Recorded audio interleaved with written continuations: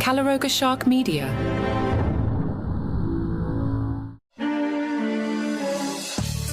Welcome back to another episode of Card Talk, your go-to source for all things Kardashian. Today, we've got a mix of stories that'll have you doing a double take, from Kim Kardashian channeling Kanye West's new wife style to her recent meeting with Vice President Kamala Harris to discuss criminal justice reform. First up, Kim was spotted out and about in Los Angeles on Sunday, rocking a backless black ensemble from Balenciaga that had everyone talking. But it wasn't just the daring design that caught people's attention. It was the striking resemblance to an outfit worn by none other than Kanye West's current wife, Bianca Censori, nearly a year ago. From the platinum-dyed locks to the shoe leggings and backless halter top, Kim seemed to be taking a page straight out of Bianca's fashion playbook. Coincidence or not, there's no denying that Kim looked fierce as she stepped out in the city's Woodland Hills neighborhood. But Kim's not just making headlines for her fashion choices. She recently returned from a trip to Washington, D.C., where she met with Vice President Kamala Harris on April 25th to discuss criminal justice reform. The meeting came on the heels of President Joe Biden offering clemency to 16 people imprisoned for nonviolent drug crimes, with 4 of those newly released inmates in attendance. The Biden administration declared April as Second Chance Month, and Vice President Harris thanked Kim for her advocacy and for using your platform in a way that has really lifted up the importance of talking about and being dedicated to second chances. Kim, who has been working as an apprentice attorney, responded, "I'm so honored to be here to continue this fight, to learn more every day, every visit, every administration. I'm just here to help and spread the word." Kim's commitment to criminal justice reform has seen her working in a bipartisan effort to help people who have been behind bars for decades due to strict drug laws. President Biden said he granted the pardons because the individuals were serving sentences longer than they would have received under current law, policy, and practice. Moving on to Kim's latest venture in the entertainment world, the fashion and beauty mogul is set to executive produce a new Netflix series called Calabasas, alongside Emma Roberts and Pretty Little Liars creator I. Marlene King. The show, based on Via Bleidner's book If You Lived Here, You'd Be Famous by Now, follows a young girl's experience transferring from a private Catholic school to Calabasas High, where she encounters the unique culture and Kardashian connection that the LA suburb is known for. According to Deadline, the book's synopsis references stories like Kim Kardashian endorsing the student's favorite hidden lunch spot and Kanye trying to take control of your school to make it the very first Yeezy institution, hinting at the potential for some meta moments if Kim decides to make an appearance on the show.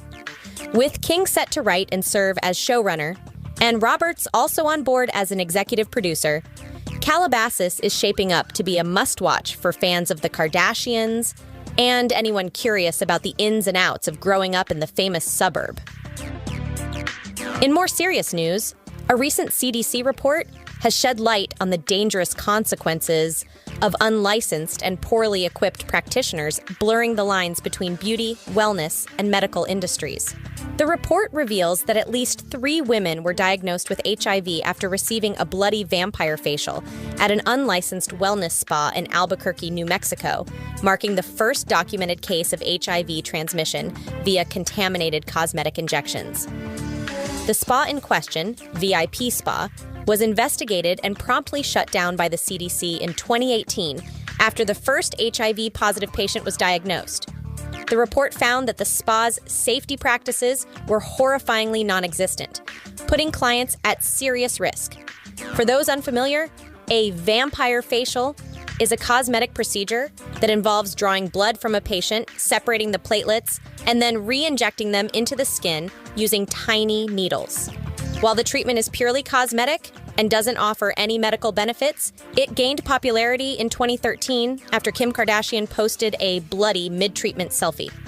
This alarming case serves as a stark reminder of the importance of seeking out reputable, licensed professionals for any cosmetic procedures and the potential dangers that can arise when proper safety protocols are not followed.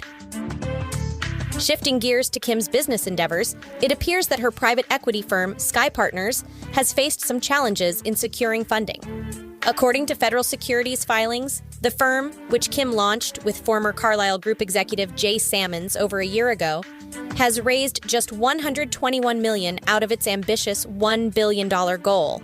The filings show that nearly $80 million of the raised capital was structured as a special purpose vehicle for a minority investment in Truff, a truffle-infused hot sauce maker valued at around $250 million.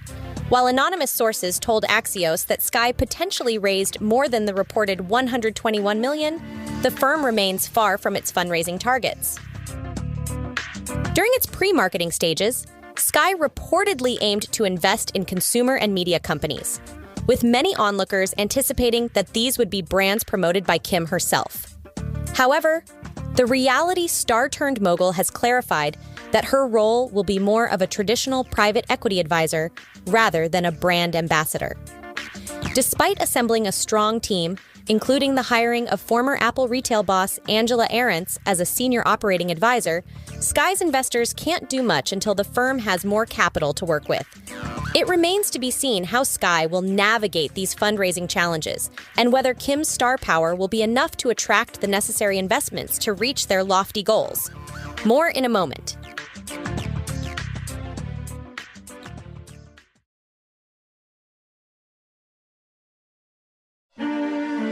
Finally, in a more lighthearted story, Kourtney Kardashian celebrated her 45th birthday in an unconventional way by dining at IHOP with her friends on Wednesday. The reality star's loved ones, including her sister Kim, gave glimpses of the festivities on Instagram stories, showing off their custom Kourt and IHOP mugs and Kourtney's quirky birthday attire. The invite for the celebration reportedly instructed guests to wear all effing black, with options including pajamas, sweats, or even a skeleton onesie. Kourtney fully embraced the theme, rocking a skeleton onesie and a silver birthday crown as she enjoyed her special day at the beloved pancake chain.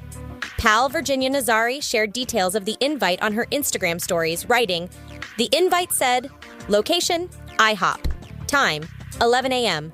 Attire, all effing black. Pajamas, sweats, skeleton onesie." Kourtney posted pictures of her coffee cup and birthday cake, expressing her gratitude for having the best friends. The IHOP birthday bash comes just a week after Kourtney clapped back at a body shamer who criticized a bikini photo posted by her sister Kim.